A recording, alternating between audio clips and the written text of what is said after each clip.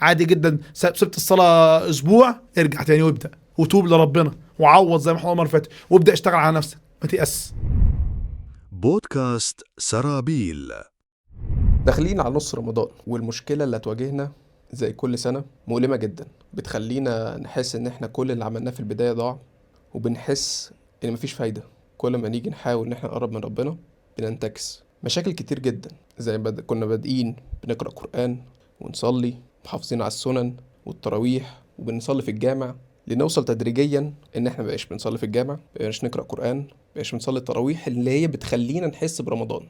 فدي كانت مشكلة لازم نتحصن منها قبل ما نواجهها. وبالعكس احنا بدأنا أصلا فيها، الجوامع بدأت تفضى والقرآن بدأ يتساب تاني، ورجعنا نتفرج على المسلسلات من تاني، واللي كان مبطل يكلم دي أو دي رجع يتكلم، واللي كان مبطل سجاير وقال لك لا هبطل عشان رمضان رجع يشرب تاني. فكل الحاجات المشاكل دي اللي احنا قلنا هنبطلها وهنبدأ بداية جديدة مع ربنا في رمضان، رجعنا تاني ننتكس.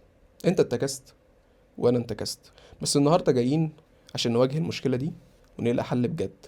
فالنهارده الحلقه التانية من بودكاست سرابيل تحت عنوان انتكست في رمضان، واللي هيحاورنا فيها كالعاده الشيخ اسلام اشرف الصاوي. اهلا شيخ اسلام. ازيك يا عمر، عامل ايه يا حبيبي؟ الحمد لله بخير. سلام طيب. وانت طيب حبيبي. اول سؤال انا عايز اخش كده في ايه على طول كده، اخترق السؤال. هو احنا ليه في البدايه، في بدايه رمضان وفي بدايه السنه وبدايه كل حاجه، بنبقى متحمسين جدا بالحاجه؟ يعني في بدايه رمضان متحمسين وفينا طاقه جدا ايمانيه، وبقى ونروح نصلي الصلوات كلها في الجامع وبنقرا القران، بنصلي التراويح كلها. وبعد كده بعد اول اسبوع او اول اسبوعين ببدا كل ده يقل تدريجيا. ببدا احس ان انا بعد ما كنت اصلي في الجامع بقيت بصلي في البيت، بعد ما كنت بقرا قران بقيتش بقرا قران، وهكذا بقى من الحاجات دي. فانا عايز اعرف ليه في البدايه بنبقى متحمسين وبعد كده بيروح. طيب، كل سنه طيب اولا، كل سنه طيب الناس كلها حبيبي. طيبين. بعد بسم الله والصلاه والسلام على رسول الله صلى الله عليه وسلم.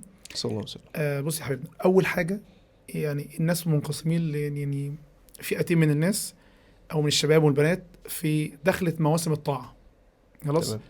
مواسم الطاعه ديت بتحرك جوه الانسان المسلم شعور بان دي الفرصه اللي انت مستنيها جات لك، فبيكون عاوز ينتهز الفرصه دي، فبيقبل بكليته، بيعمل كل حاجه عشان ايه؟ تجيله. هو ظن منه ان الحماسه في العمل هي الصح، ما يفهمش او مش فاهم ان انت محتاج تعتدل حتى في حماستك ديت وتخش بانضباط. فده اول صنف من الناس. الصنف التاني للاسف هو شاف سلوك الجماعه، السلوك الجماعي. الناس كلها بتصلي فبصلي، الناس كلها بتعمل فبيعمل، فلما الناس تبطل بيبطل. فهو اصلا ما دخلش من الاول عشان ربنا، هو مجرد عشان ايه؟ ده رمضان. وخلي بالك دي احنا مشكله كبيره عندنا دلوقتي. رمضان اتحول عندنا في الوطن العربي او مع الامه الاسلاميه دلوقتي ان هو بقى موسم بيجي لوقت معين، لدرجه ان من التصريحات الهزليه جدا اللي شفتها لبعض السين من الناس، يعني تعليقا على مشكله حصلت، يعني فقالت لا انا التزمت باللي انا ما ردش، يعني حرمه للشهر الكريم. حضرتك طالعه اصلا سافره عاريه في حياتك كلها وعامله حاجات تدمر شهور السنه، مش شهر رمضان بس، والوقت انت كده بتتكلمي عشان الشهر الكريم. فالناس بقى بالنسبه لهم دلوقتي رمضان موسم يعني. المهم ده هيجي معانا بعدين، خلينا نتكلم في الحته اللي انت اتكلمت فيها. فالناس بتقبل ليه؟ هو صنف جاي شايف ان دي فرصته، قل يا عبادي الذين اسرفوا على انفسهم لا تقنطوا من رحمه الله ان الله يغفر الذنوب جميعا. فشايف ان رمضان هو ايه؟ من قام رمضان ايمانا واحتسابا غفر له ما تقدم من ذنبه، من صام رمضان ايمانا واحتسابا غفر له ما تقدم من ذنبه، من قام ليله القدر ايمانا واحتسابا غفر له ما تقدم من ذنبه. فهو بالنسبه له ايه؟ يا باشا ده كنز، ده فرص تخلص لي كل ايه. عارف انت لما يجي لك مثلا ايه، تكون انت مثلا مديون بمليون جنيه، فواحد جه قال لك انا هديك عرض، لو جيت قعدت معايا ساعه وعملت اللي انا بقول لك عليه، المليون جنيه هيروحوا ايه؟ الدين هيروح من عليك وهتبقى انت ايه؟ ما عليكش ديون. لا شك هيعمل ايه يا باشا؟ انا خدام ليك. وإلا المثل الاعلى، احنا في رمضان عطايا من ربنا كتير. يعني النبي صلى الله عليه وسلم قال ان رمضان اذا يعني في اول ليله من رمضان ايه اللي يحصل؟ تفتح ابواب الجنان، ابواب الجنه، وتغلق ابواب النيران، وتصفد الشياطين. ويقال يا باغي الخير أقبل ويا باغي الشر أقصر. فخلاص ولله في كل ليلة من الليالي رمضان إيه؟ عتقاء من النار. فده موسم، موسم كبير جدا جدا للي عايز خير. فالناس بتقدم كله عشمان، بس بيخش بحماسة. وللأسف الحماسة ديت عاملة زي واحد عمل العربية فطلع على الرابع مرة واحدة فانطلق. ايه اللي يحصل؟ البنزين خلص منه. ايه ده؟ هو المفروض اعمل ايه؟ طب انا لا، نفسه اللي حصل هوب وقف. وللاسف وقف فين؟ في مكان ما فيهوش بنزين، اهو ما يعرفش يعني يمون. فدي المشكله. فالناس للاسف بيخشوا عشان عايزين ينتهزوا ده، فجاه يعدي عليه 3 4 ايام من رمضان يلاقي نفسه اللي حصل. هو كان داخل بحماسه قوي. يعني انا اعرف بعض الناس، انا في اول يوم قرات 10 اجزاء، جميل. تاني يوم 10 اجزاء، جميل. تالت يوم لا ما قراتش. رابع يوم ما قراتش. خامس يوم ما قراتش. عشان كان الموقف ده حصل مع النبي عليه الصلاه والسلام، وموقف عجيب جدا. 3 من الصحابه راحوا للنبي صلى الله عليه وسلم في بيته، يسالوا عن ايه؟ يسالوا امهات المؤمنين على ايه؟ على عباده النبي صلى الله عليه وسلم. وشوف النبي ازاي كان ذكي صلى الله عليه وسلم وحط لنا قيد. فلما ام المؤمنين قالت لهم تقلوها، قالوا يا، قال ايه احدهم والله هذا رسول الله غفر الله له ما تقدم من ذنبه وتاخر، احنا مساكين ده النبي. فقال واحد منهم اما انا فاصوم ولا افطر، هصوم طول عمري. وقال الثاني اما انا فاقوم فلا انام، اقوم مش هنام تاني، هفضل اقوم كل يوم. وقال الثالث واما انا فلا اتزوج النساء. النبي صلى الله عليه وسلم لمعرفته بالسلوك البشري ومعرفته بالطباع بتاعت كل واحد فينا، لما سمع الخبر ده جمع المسلمين وقال ما بال أقوام يقولون كذا وكذا وكذا وكذا. النبي ما وافقهمش على الحماسة بتاعتهم، قال أما وإني أخشاكم لله وأتقاكم له ولكنني أصوم وأفطر وأقوم وأنام وأتزوج النساء. ثم قال فمن رغب عن سنتي. سنتي يعني إيه؟ يعني عن طريقتي فليس مني. ولما دخل في يوم المسجد لقى إحدى أمهات المؤمنين إيه؟ حط حبل. فقال لمن هذا الحبل؟ فقيل لزينب. فقال ايه؟ حلوه ليصلي احدكم نشاطه فاذا فطر فليرقد، او كما قال صلى الله عليه وسلم. يعني يعمل ايه؟ انت عندك قوه خش على الهادي. فللاسف مشكله كبيره الشاب يعمل ايه؟ من اول يوم يخش جامد، وبعد كده اللي يحصل نفسه البنزين بتاعه خلص، فيلاقي نفسه شطف في اليوم الثالث الرابع الخامس السادس السابع. لو جامد قوي نص الشهر، وبعد كده اللي يحصل ياخد غطس تاني. وطبعا الشيطان مش هي جات له على الجرح، اقعد تعالى. فدي ده الموضوع للاسف. طيب جميل جدا. انا دلوقتي فهمت نقطة. انا دلوقتي كنت في البداية متحمس والكلام ده كله، عايز اعرف ليه دلوقتي بدأت يعني امنع صلاة او اوقف صلاة. طيب كويس. النبي صلى الله عليه وسلم صلى الله عليه وسلم حط لنا برضو الاشكاليه دي وحط لنا صباعه عليها صلى الله عليه وسلم عشان نوضحها. قال صلى الله عليه وسلم ان لكل عمل شره، فتره بيكون ايه في كماله ورونقه، ولكل شره فتره. فتره يعني ايه؟ خمول، بيطلع بحماسه بقى ايه؟ خمول. بس دلوقتي النبي عليه الصلاه والسلام بيحط الحد الاعلى والحد ايه؟ الادنى. فقال فمن كانت فطرته، خلاص الفطور بتاعه يعني، الى سنتي فقد هدي. يعني ايه؟ يعني اللي عرف يظبط الميزان بتاع ده، اللي بدأ صلاة دوت للأسف من ضمن الإشكالات اللي عنده اللي هو ما مهدش لنفسه قبل رمضان، فدخل مرة واحدة مش أو الحاجة التانية إن هو دخل على جامد جدا، خلص الوقود بتاعه، فأول ما دخل في رمضان راح بدأ رمضان سنن تراويح بص طول ما بيسيبش أي حاجة. فاللي عنده هو ما بيزودش إيمانه. يعني مثلا مش في خلال الشهر تقول ايه؟ مثلا بيسمع حاجه ايمانيه، بيقرا مثلا قران كتير، او مثلا بيحاول يقتصد ويشوف طاقته ايه اللي هو يقدر يكفله. لا، هو ما بيعملش كده. هو بداخل بكل حاجه، هو بيعمل زي الناس كلها، انا اقرا 5 6 اجزاء، انا اصلي كل يوم ما اسيبش ولا صلاه سنه. فجاه بلاقي نفسي في الاخر ايه؟ فضيت، لان انا ما بمونش نفسي، ما بحطش الذات بتاعي. ان احنا زي ما قلت لك، قلنا المره اللي فاتت حلقه عمر ان قلب الانسان عامل زي العربيه، لو البنزين فضي منها هيقف. فانا دخلت في رمضان، اصلا انا مريت بالمشكله دي.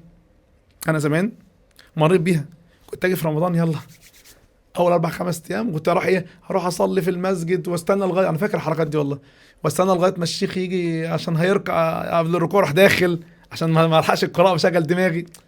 بعد كده 3 4 ايام اللي حصل، بقيت ارجع تاني اروح السايبر واروح والعب وسبت الصلاه.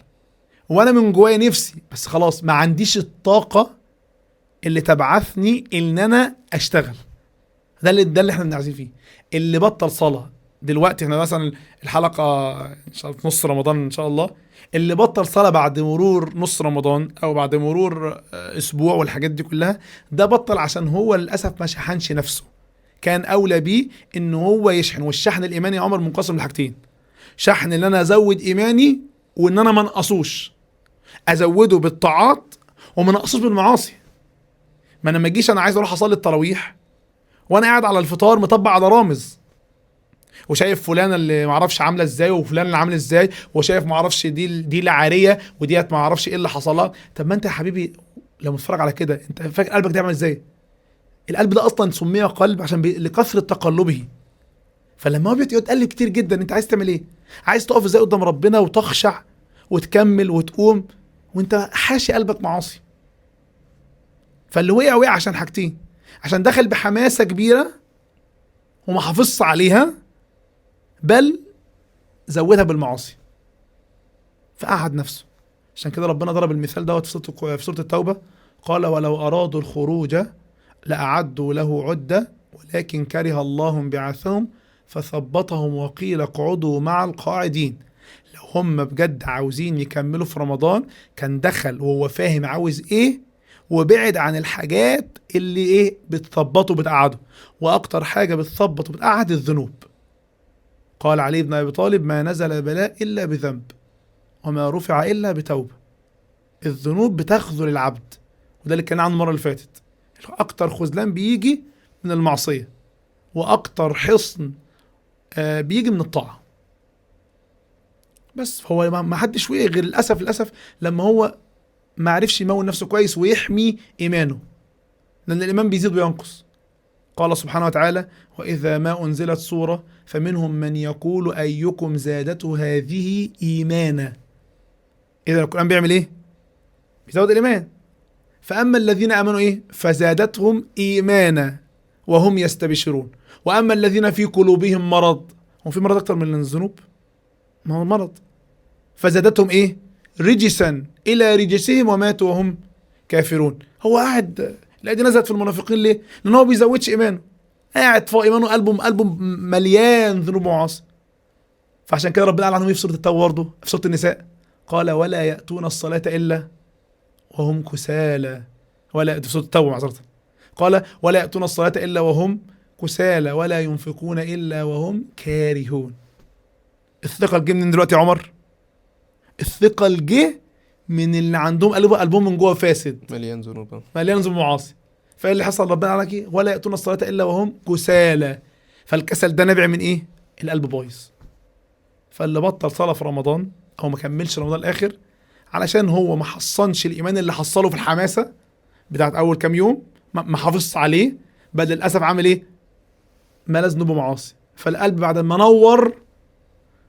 نور جامد، بعد كده اللي حصل طفى. تخيل انت دخلنا الغرفه دي الاستوديو هنا، رحت ايه منورين كل اضاءات، فجاه حد من بره طفى.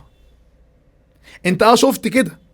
الله سبحانه وتعالى قال ايه؟ مثلهم كمثل الذي استوقد نارا فلما اضاءت ما حوله ذهب الله بنورهم وتركهم. ربنا بعت لهم نور اهو، بس هو اللي ما حافظش عليه. فربنا قال ايه؟ ذهب الله بنورهم وتركهم في ظلمات لا يبصرون صم بكم عمي فهم لا يرجعون. طيب جميل جدا. طب دلوقتي المشكله اللي انا بقع فيها ديت من نفسي مش من الشياطين.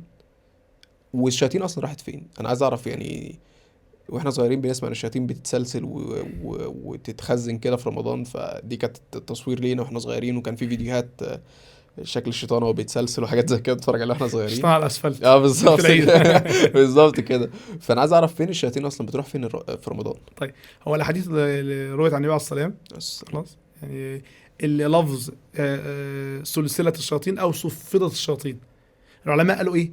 قالوا ان سلسله او صفدت دي مش معناها اول حاجه في روايه قالوا المرضى اللي اتصفت ده مين؟ الكبار. اما الصغيرين لا، الصغيرين بياكلوا علينا عيش. تخيل كده، يعني جينيور شيطان يعني هو اللي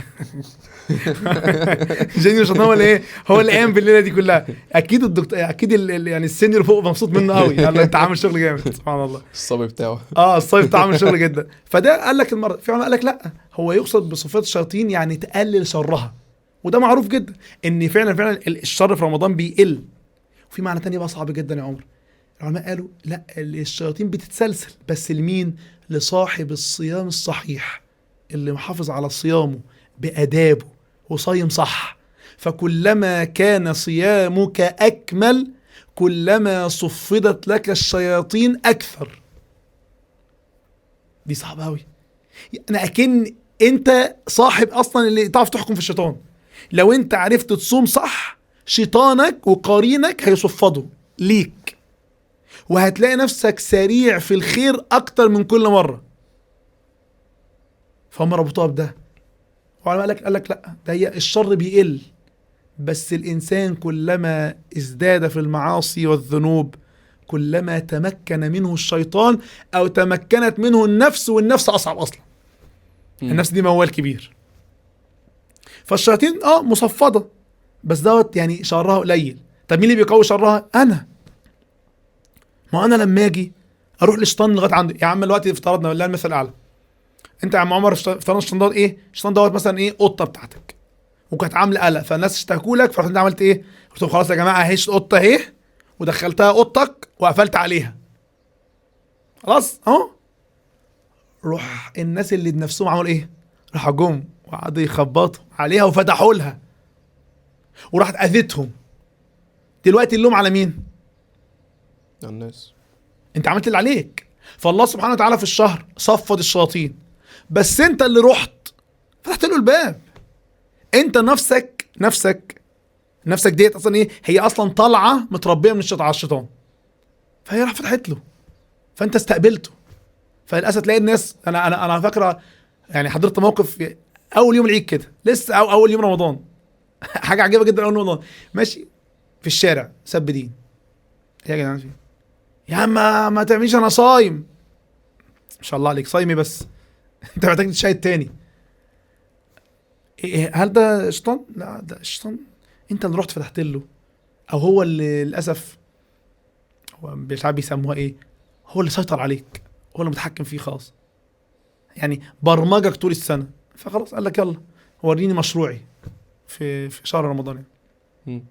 فالشياطين قوتها قلت، او زي ما قال العلماء قوتك انت اللي قلت ففتحت لهم الباب. فالخلاصه ايه هي؟ الشياطين فين؟ كلما ازداد وكمل صيام العبد كلما كان تصفيد شياطينه أوثق، يتمسك أكتر. وعلى العكس كلما انخرط العبد في ذنوب المعاصي، كل ما تقع في ذنوب المعاصي كل ما يتمكن الشيطان من سرعة عودته ليك. يعني في ناس من أول ليلة شياطينهم على الأسفلت، في ناس من أول ليلة شياطينهم على الأسفلت ومعاهم، وفي ناس شياطينهم محبوسة طول السنة بقوة إيمانهم في رمضان او غيره. فانت اختار لنفسك، عايز شيطانك موجود على طول معاك ولا بتعرف تمسكه كويس؟ طيب تمام. انا دلوقتي عرفت ان المشكله مش في الشياطين قد ما المشكله في نفسنا احنا، لان زي ما احنا عارفين ان النفس اماره بالسوء. فانا عايز اعرف ازاي احجم من النفس اللي عايزه تطغى كده، فحلها ايه؟ طيب هو النفس منقسمه لثلاث حاجات. عندنا نفس لوامه، نفس اماره بالسوء، ونفس مطمئنه. دول الثلاث انواع اللي انت بتدور حواليهم. خلاص. النفس الاماره بالسوء باينه من اسمها، نفس كثيره الامر لصاحبها ايه؟ بانه يفعل المعصيه. والنفس دي انت اللي بتستسلمها. انت كلما انخرطت في ذنوب ومعاصي، الحديث حديث النواس بن سمعان، النبي عليه الصلاه والسلام قال من حديث النواس بن سمعان: ضرب الله مثلا صراطا مستقيما. ربنا ضرب مثال ايه؟ صراطا مستقيم، وعلى جنبتي الصراط يمين وشمال سوران فيهما ابواب مفتحه. انا عايز لك حديث مهم جدا جدا جدا جدا خصوصا في رمضان. قال: وعلى جنبتي الصراط سوران فيهما ابواب مفتحه. يعني كان عامل ازاي؟ طريق وفي سور هنا وسور هنا، والسور دوت في ايه؟ في ابواب. قال وعلى الابواب سطر مرخاة، ستاره زي دي كده، سطر مرخاة. خلاص. واول الصراط داعي، واحد داعي يقول ايها الناس ادخلوا الصراط ولا تعوجوا. امشي وخليك على طول ماشي، ما تبصش وراك، ما تلتفتش، كمل. خلاص. وفوق الصراط داعي، واحد تاني داعي تاني، كان داعي. وفوق الصراط داعي فإذا أراد الإنسان أن يفتح بابا من تلك الأبواب، قال له إيه؟ قال له يا عبد الله لا تفتحه، إنك إن تفتحه تلجه، هتقع.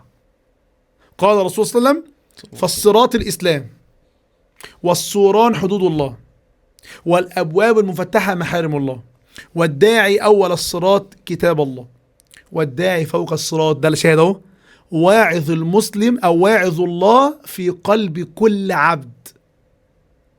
اللي جواك الشيخ، بسميه الشيخ الصغير اللي جواك. الشيخ ده قوته بيك انت. ممكن دوت يتحول من شيخ لنفس أمارة. خلاص، ما انت قتلته، ما ربتوش، ابنك على ما تربيه. فالداعي ده كل ما تزوده ايمان هو اللي يجي يقول لك يا ابني احنا في رمضان، يا ابني انت بالك كام راح منك التراويح النهارده، هتفيدك بايه الدنيا، ده هي ساعه لربنا. يا ابني القران الورد بتاعك، يا ابني حرام عليك انت لسه في رمضان، اما هتعمل ايه؟ اللي كثير اللوم بتاعك اللي يقول لك حرام وحلال ملازم ليك، بل هو اقرب ليك من صاحبك، لان هو الوحيد اللي الداعي ده انت بس اللي تسمعه، فنصيحته صادقه. وقال الداعي ده قال له لا تفتحه.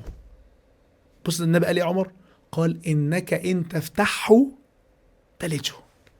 يعني لو فتحته مش لسه هتبص، انت هتتزحلق.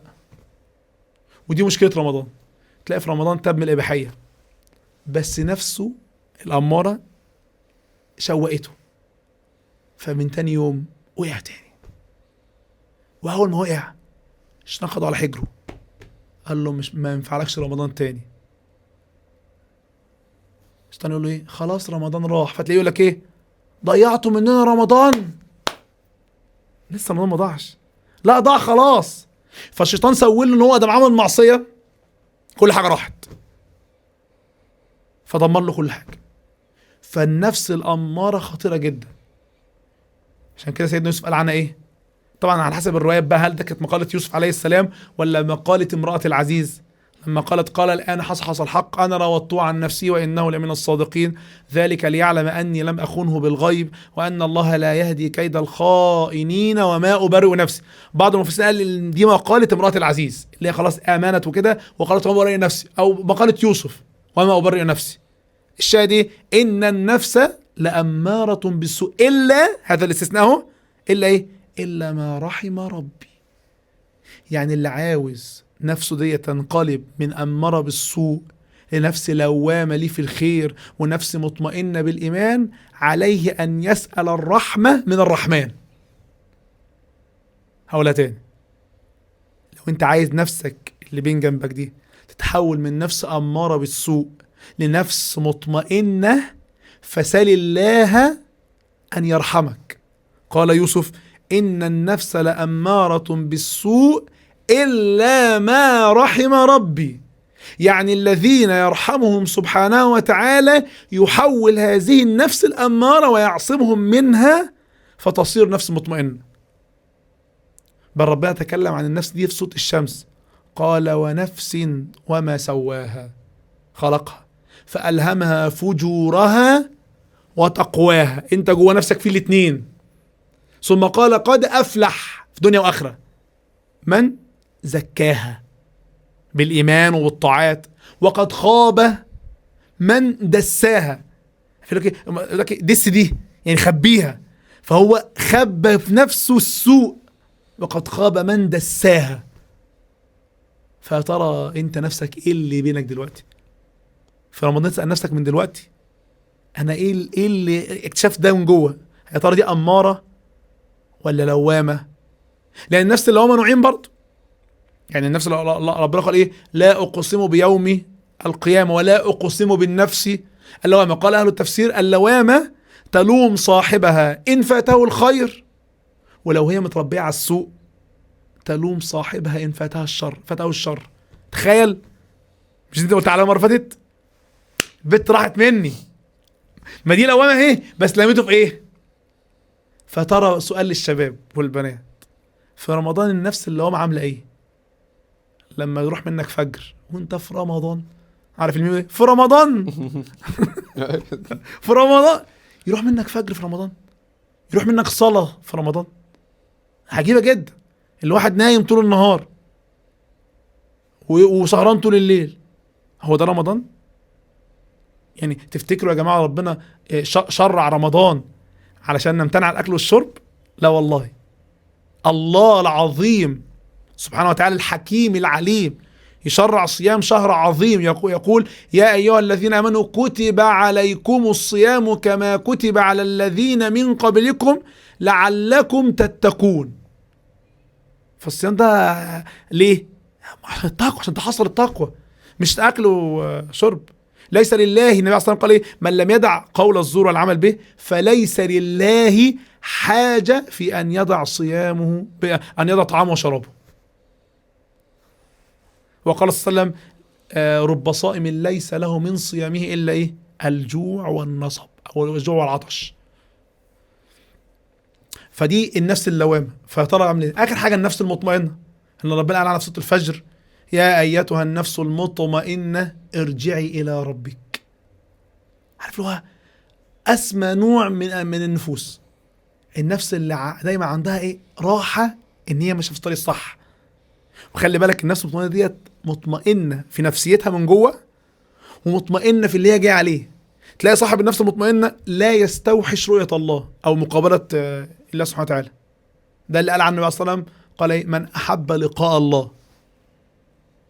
لو سألنا الناس دلوقتي كده يا عمر تحبوا ربنا؟ تحبوا لقاء ربنا؟ يقول لك يا راجل إيه بس ده انت مش عارف تروح تصلي له. ما اصلا دي ايه؟ صورة مصغرة من لقاء الله جل وعلا. فلو انت تقيلة عليك تقوم تصلي له. من أحب لقاء الله ومش عارف تقرأ القرآن، ما هو القرآن برضه جزء مصغر، ما هو القرآن كلام الله. فلو القرآن تقيل عليك فأنت بتقول إزاي بحب ربنا؟ فالمشكلة. فإذا النفس 3: لوامة، أمارة، مطمئنة. الهدف الأسمى المطمئنة. مفيش مطمئنة يبقى اللوامة في الخير، لكن تكون لوامة في الشر أو أمارة بالسوء فللأسف هتكون سلعة من سلع الشيطان. طيب عظيم جدا. سؤال هنا بقى، هل اللي انا عملته كله في اول رمضان راح ولا لا؟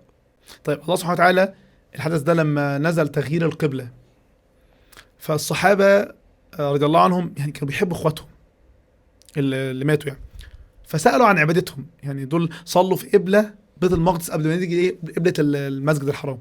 فربنا انزل ايه؟ قال ايه؟ وما كان الله ليضيع ايمانكم.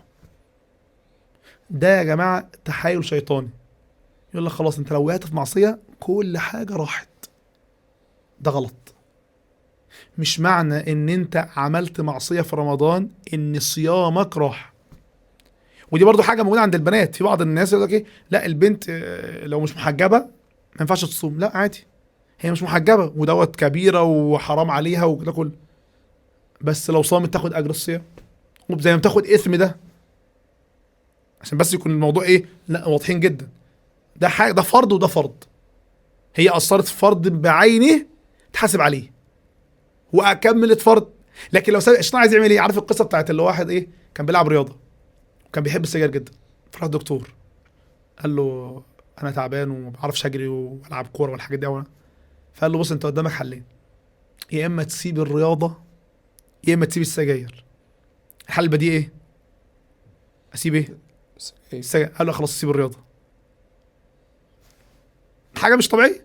نفس الكلام الشيطان يقول لك ايه؟ يقول للناس ايه؟ ان انت هتعمل معصيه وانت صايم. فالاصل يقول له ايه الشيطان؟ سيب المعصيه يا جدع اتقي الله. يقول له لا سيب الصلاه.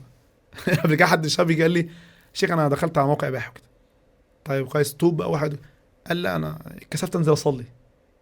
اداله على قفاه مرتين، اول مره وقعه وتاني مره منعه.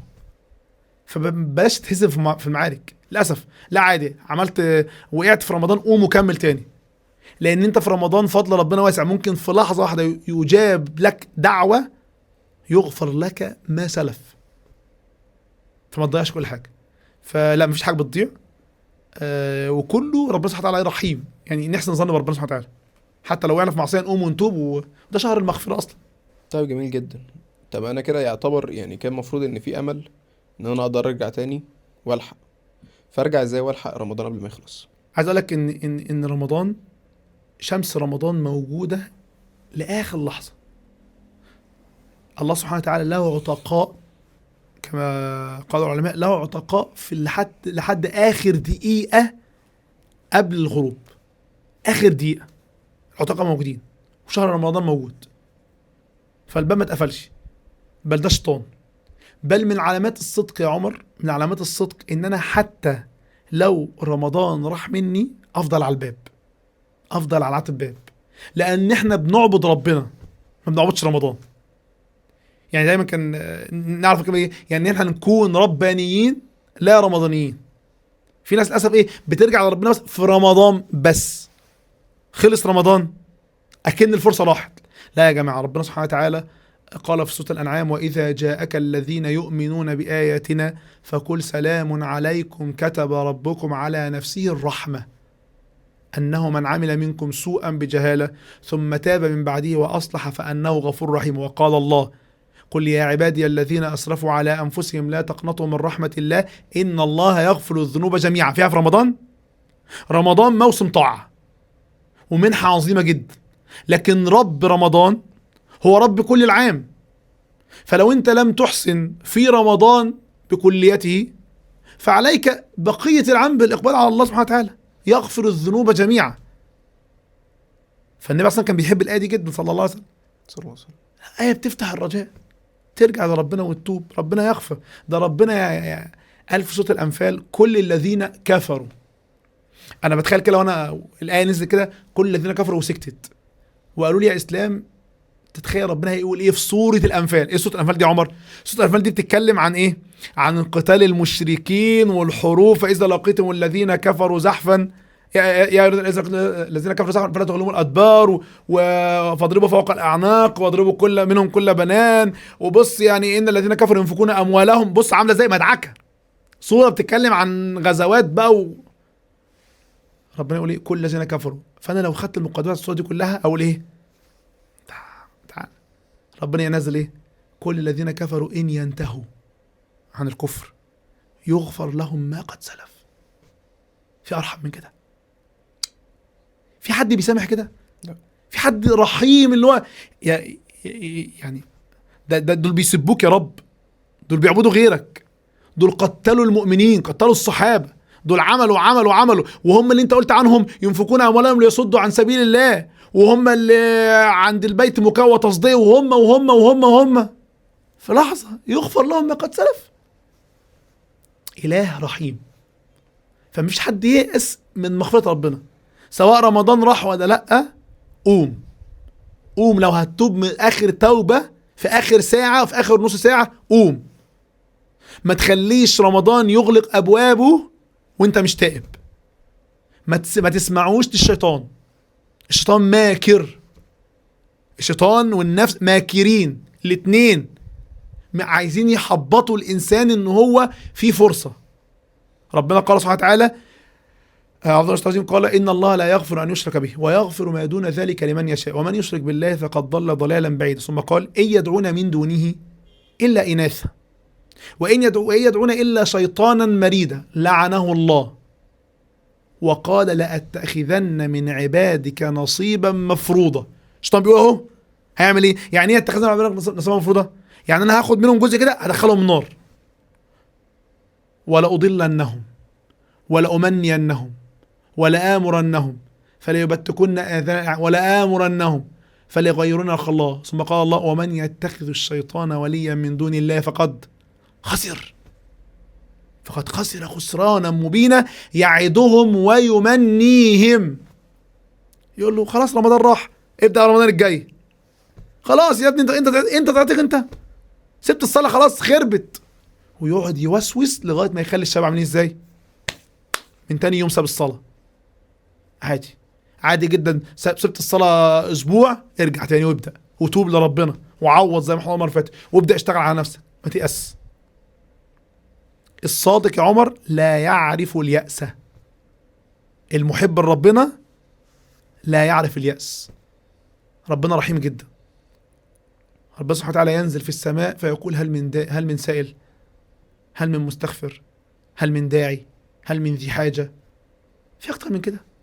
إله رحيم، أنت عايز أكتر من كده إيه؟ بل ربنا أعلنها صراحة في سورة النساء، قال ما يفعل الله بعذابكم. وده المثل الأعلى. لو أنت أب والدك غني جدا وأنت عايز تجيب كوتش مش هتديك فلوس، فأنت مستغرب، فيقول لك يا ابني وانا همنعك ليه من فلوس؟ بس ما تسمعش كلامي. هو نفس الكلام، ربنا ما يفعل الله بعذابكم. هو يعذبك ليه اصلا؟ بس انت اللي بتسمعش كلامه، انت اللي بتسمعش كلامه. فهو احنا محتاجين نروح لربنا ونقول له يا رب انا عايز اسمع كلامك. في رمضان الوقت اهو اسجد واعيط له، انا بضيع يا رب، انا ماليش غيرك يا رب، ما تسيبنيش يا رب، انا مش قادر. اعترف له، انا مش قادر يا رب. السجاير صعب يا رب، البنات صعب يا رب، والبنات تقول الحجاب صعب يا رب بالنسبه له، الشمس الدنيا صعبه يا رب، الفتن في كل حته يا رب، احنا لوحدنا يا رب، ملناش حد يا رب. فلما تعيط له هيجيبك، بس عيط بصدق، مش عايزين دموع تماسيح، لا من جوه قلبك بيتقطع انك نفسك. ذنون المصري مرة خرج في الطرقات بيبحث عن قلبه، فعايز اي حاجة تحرك له قلبه، فلقى باب اتفتح في الطريق وام بتزعق لابنها اطلع بره، اطلع بره. بعد كده عمل ايه؟ قفلت الباب ودخلت، فقعد يبص، فالصبي ايه؟ ذهب غير بعيد، راح كده شويه ورجع تاني، ملوش غير بيته. هو المسلم كده ملوش غير بيته، ملوش غير ربنا. الانسان ملوش غير ربنا والله. فالمهم ايه؟ رجع لقى الباب مقفول، فعمل ايه؟ خبط، فتحتلوش، عمل ايه؟ مشي. كان اذكى مننا، قعد على الباب، فقعد وحط خده على الباب ونام. فلما امه فتحت لقيته، فاخذته وحضنته وقالت له كلمه والله يا عمر حطها حلقه في ودن الناس. قالت له الم اقل لك لا تعصيني؟ من لك غيري يؤويك؟ تعصيني ليه؟ ثم قالت فلا تحملني بمعصيتك أن أخالف ما جبلت عليه من الرحمة. الله رحيم، الله قال ورحمتي وسعت كل شيء. ربنا رحمته سبقت غضبه، فالأصل أن ربنا أرحم حاجة، بس إحنا اللي بأفعالنا بنخليه خالف الرحمة اللي كتبها على نفسه سبحانه وتعالى بالمعصية. عشان كده ربنا ايه؟ قال نبئ عبادي اني انا الغفور الرحيم وان عذابي هو العذاب الاليم. فربنا هيعذبنا ليه؟ بس احنا اللي مصادقين يا عمر، احنا اللي بنيجي في رمضان كده ايه ده مش عايزني اسيبه.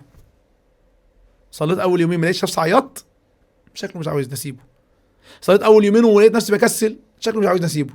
دعيت اول دعوتين ما لقيتش اداها لي. فاحنا محتاجين نصدق. عظيم جدا. انا دلوقتي عرفت ان انا ازاي هرجع تاني في رمضان بعد ما انتكس. عايز اعرف بقى ازاي هثبت عشان ما اقعش تاني في الانتكاسة. ايه الحل ان انا افضل ثابت لحد اخر رمضان؟ طيب احنا قلنا في الاول اللي احنا محتاجين نحافظ على الحماسة بتاعتنا اللي داخلين بيها، والحماسة ديت محتاج ان انا احط لنفسي حد اعلى وحد ادنى. يعني مثلا اول حاجة طبعا اساسية ندعي ربنا بالثبات. حد يدعي ربنا. النبي اصلا كان يقول اللهم يا مقلب القلوب ثبت قلبي على دينك. وقال سبحانه وتعالى ولولا ان ثبتناك لقد كدت تركن إليهم شيئا قليلا. فالثبات من عند الله، فنسأل ربنا يثبتنا ونصدق في ده. والحاجة العجيبة جدا إن من أشهر قصص الصدق قصتين، قصة في القرآن وقصة في السنة. قصة القرآن معروفة، حينما تخلف كعب بن مالك ومرارة بن الربيع وهلال بن أمية، تخلفوا عن غزوة تبوك. فبعد ما النبي رجع من تبوك، جه الناس بيعتذروا المنافقين، فالنبي يعمل ايه؟ يقبل منه العذر ويكل سريرتهم لربنا، لغايه ما يجي سيدنا كعب وسيدنا هلال وسيدنا مرارة رضي الله عنهم. فسيدنا كعب يخش على النبي عليه الصلاه والسلام، فوجده يتبسم تبسم المغضب، اللي هو عارف اللي هو. فقال لكعب: ما الذي خلفك؟ كلمه صعبه قوي، عليها كده. اصل الكلمه دي هتقال لنا ان شاء الله، يعني هتقال لناس مننا. هنيجي نياك عند الحوض عند النبي صلى الله عليه وسلم، نقرب منه وما نخشش. ما الذي خلفك؟ فسيدنا كعب خد قرار ان هو يكون صادق، فقال: يا رسول الله ما كان لي من عذر. ايش عذر؟ فالنبي قال للصحابه: اما هذا فقد صدق. معناه اللي فاتوا كذابين. اما هذا فقد صدق. وعدى 50 يوم على سيدنا كعب، المدينه كلها يا عمر بتكلم، تخيل الحوامديه كلها ما بتكلمكش، المدينه كلها ما بتكلموش، وهو صابر. حتى ربنا قال عنهم في التوبه: وعلى الثلاثه الذين خلفوا حتى اذا ضاقت عليهم الارض. دي مرارة الذنوب، دي مرارة الذنب بتخلي واحد بص نفسه يتوب، فصعوبة ان هو عايز يحصل التوبة، وسيدنا كعب مش عارف انا ربنا يتوب عليا ولا ايه. والعجيب من كده: يا صبرك يا صبرك يا كعب، انت 50 يوم 50 يوم صابر على الطاعة وانت ما تعرفش انت منافق ولا لا. ده محب. بعد كده ربنا قال عنه يا ايها الذين امنوا، كل المؤمنين اتقوا الله وكونوا مع مين؟ مع الصادقين. يقصد مين؟ كعب وغيره. مع ان بداية امره كان معصية، لكن لما صدق في التوبة وصف بالصدق الذي نجاه. لما صدق في توبته ربنا سماه صادق. القصة الثانية والأعجب: غزوة خيبر. النبي صلى الله عليه وسلم أسلم مع واحد من المشركين، فالنبي عادته حد إسلام جديد يروح يجيب له، يدي له حبة حاجات تحفزه. شفت يوم ترفيهي ومش الحاجات دي كلها، بسكوت. فالصحابي ده عجيب جدا، لما جاله رسول الله فقال له ان النبي بعت لك ده، فخدها وراح للنبي فقال: يا رسول الله ما هذا؟ فقال: هذا حقك من الغنيمة يعني. فقال: يا رسول الله ما تبعتك على هذا، انا ما دخلتش الدين عشان تديني حاجة. فالنبي شاف شخصية فريدة فقال: فعلى ما تبعتني؟ دخلت ليه؟ قال: انما تبعتك لأضرب بسهم ها هنا فأقتل فأدخل الجنة. النبي شاف واحد عنده هدف، اللي هو أنا وإنت والناس اللي بتسمع ده. عايز من رمضان؟ عايز أعتق من النار. عايز من رمضان؟ عايز أخرج من رمضان بحجاب صح، عايز أخرج منتظمة بالصلاة، عايز أخرج بقرأ قرآن، عايز أخرج بار بابويا وأمي، عايز أخرج مبطل السجاير، عايز أخرج مبطل إباحية، عايز أخرج مبطل غيبة ونميمة، عايز بحاجات كتير أهو. عايز أخرج بعروسة. ولا عازبا الا زوج. ولا عازبا الا زوجت. طيب ولو متزوج ولا متزوج الا بعض. مرات لما تشوف يا ويلك يا ويلك. الله المستعان. فالشاهد النبي لما شاهد صلى الله عليه وسلم قال للصحابه كلمه، فقال له: انك ان تصدق الله يصدق. يعني لو انت صادق في الكلمه دي فربنا بيرد الصادق. احفظوها يا شباب والله، لو انت صادق في كلمتك فربنا بيرد الصادق ابدا. فالصحابي خد الكلمة وحطها قدام عينيه، تحس زي ما بيقولوا كده عندنا علقها حلقة في ودنه، خلاص مش شايف غيرها. نزل المعركة مع النبي عليه الصلاة والسلام في الحصن الثاني مش شايف غير إنك إن تصدق الله يصدق، ونزل بيقاتل. وبعد ما الحصن خلص النبي صلى الله عليه وسلم بيتفقد الشهداء، فلقى واحد ميت مضروب بسهم هنا، فبص للصحابة قال لهم هو ده بتاع امبارح؟ فقالوا هو هو قالوا هو، فقال هو النبي بيأكد عليهم 3 مرات، فقالوا هو، فقال صلى الله عليه وسلم صدق الله، فصدقه الله. المعادلة السحرية للعتق في رمضان الصدق.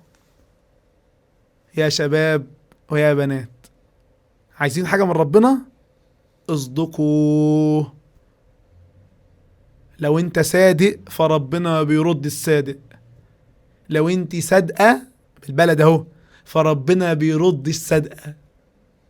الله سبحانه وتعالى أكرم الأكرمين، يعطي من غير أن يسأل، فكيف إذا سئل سبحانه وتعالى؟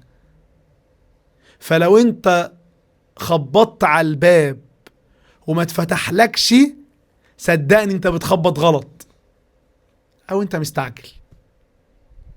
ربنا بيختبرك، ربنا بيشوف اللي جاي مصلحجي من اللي جاي محب. المصلحجي بيعمل ايه؟ ايه ده مش عايز تفتح؟ لكن المحب مش هقوم يا رب غير لما تفتح لي. وممكن يفتح لك، عارف امتى يا عمر؟ يفتح لك في اخر دقيقة في رمضان، اللي خلى عندك امل لغاية الدقيقة الاخيرة، لغاية الاكسترا تايم اخر دقيقة يفتح لك. احنا دلوقتي اسئلتنا خلصت، بس في الحلقة الجديدة عن وقفة العيد. دي المدعكة دي عارف اللي هو يعني الليلة خمر ونساء المشكلة كبيرة جدا يا عمر. اني عايز اقول لك ان وقفة العيد ديت او سهرة العيد دي عاملة زي ايه؟ عاملة زي كوبري اللي هو الخشب بتاع زمان ده، من على الطرفين، طرف النفس وطرف الشيطان، واحنا الطعم. فبيخليك ماشي طول الشهر كويس، ويجيلك في اللحظة اللي هيعمل فيها هشاشة تضيع لك كل ده، فيدخلك في سهرة العيد ويخليك ترجع لذنوب تاني، وفجأة سيب. فايه اللي يحصل بالكوبري؟ تقع، فتحس ان انت ما عملتش اي حاجة في رمضان. وده مش صح، وده اللي نتكلم عنه، ان الوقوع بعد رمضان مش معناه انك وقعت. وهنتكلم برضو المرة الجاية عن بقى ازاي تعمل برنامج بعد رمضان، وايه ازاي تثبت بعد رمضان، لان النهارده ما اتكلمناش عنها كتير، بس المرة الجاية المفروض يكون في برنامج مخطط كده، حتى ممكن نجهزه لهم PDF تعمل بعد رمضان. وخلاصته انك مش عمرك ما هتكون بنفس قوتك بعد رمضان، اكيد مستحيل. فلازم ترضى من جوه كده، تكون راضي بطبيعتك الشخصية. قيامك لليل كل يوم ده مش هيحصل، ممكن تخليه ركعة واحدة بس. وهنتكلم عن الحاجات دي كلها. قراءتك للقرآن مش هتكون بنفس قوتك، صيامك مش هيكون نفس قوة صيامك. دي كلها حاجات لازم تفهم نفسك، وإن كان كلام تنمية بشرية، لكن ده أصلا ديننا أصلا. يعني أصلا علماء التنمية البشرية بتوع الأيام دول كلهم أنت لو رجعت فتحت سير أعلام النبلاء وغيره من كتب التراجم والحاجات دي كلها، هتعرف ان احنا عندنا نماذج احسن منهم، بس احنا مش عارفين نسوق للعلماء بتوعنا، مش عارفين نسوق لهم ازاي كانوا بيتعاملوا مع نفوسهم. يعني الامام الغزالي في الاحياء وغيره، لا الراجل فاهم النفس عامله ازاي، الحاجات دي كلها، بس احنا مش فاهمين للاسف يعني. فده ان شاء الله هنخليه في صلاه العيد اللي هتكون حلقه العيد ان شاء الله الاخيره، إن شاء الله. ونتكلم فيها باذن الله سبحانه وتعالى عن ايه، يعني ايه الخطر في العيد، وعن صلاه العيد اللي دلوقتي ما بقتش صلاه عيد، ده بقى يعني معرض.